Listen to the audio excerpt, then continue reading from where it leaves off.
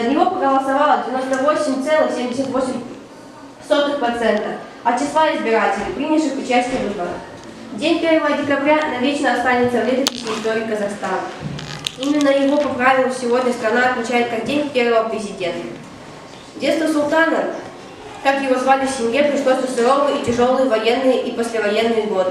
Время было тяжелое, полуголодное, но в детской памяти молодого Нурсултана сохранились не только те. Казахстан в 2012 году Нурсултан Назарбаев одержал убедительную победу, набрав более 96% голосов избирателей.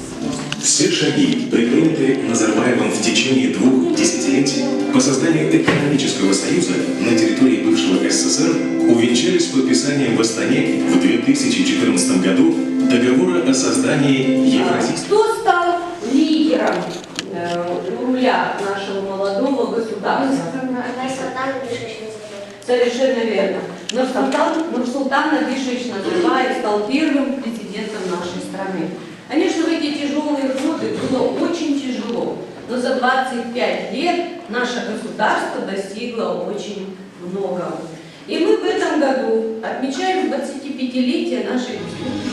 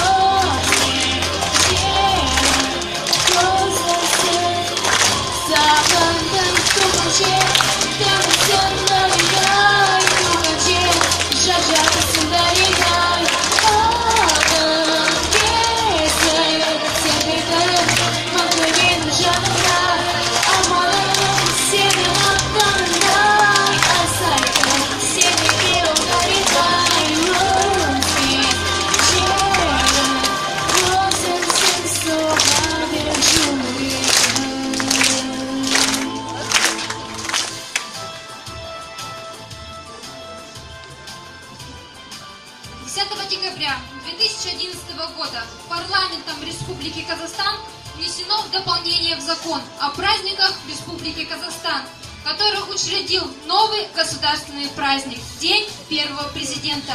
Этот праздник отмечается 1 декабря.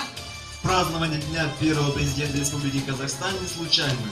Нурсултан Абишевич Назарбаев внес неоценимый вклад в становление, развитие и процветание нашего государства. 1 декабря 1991 года первый раз в истории всенародно избрали президента Казахстана. Многонациональный народ Казахстана питает не просто симпатии, а чувство огромного уважения и признательности к лидеру нации. И этот день – наше всеобщее торжество, день уважения народа Казахстана президенту за его заслуги. Общественные деятели, уважаемые люди нашего города, учащиеся школы, высказали свое отношение к этому празднику в интервью нашему пресс-центру.